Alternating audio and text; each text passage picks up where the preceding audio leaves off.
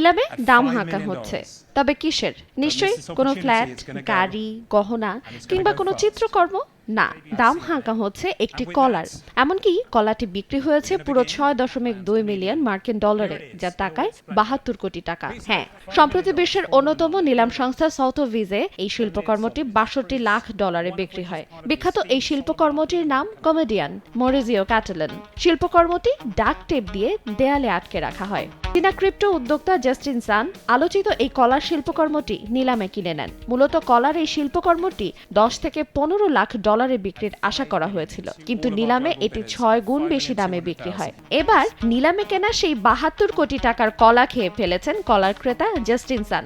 আন্তর্জাতিক গণমাধ্যমের বরাতে জানা যায়, জাস্টিন সান হংকংয়ে এক সংবাদ সম্মেলনের আয়োজন করে এবং সেখানেই গণমাধ্যমের সামনেই কলাটি তিনি খেয়ে ফেলেন। সেখানে তিনি কলাটি খাওয়ার পর বলেন, এটি অন্যান্য কলার চেয়ে অনেক ভালো।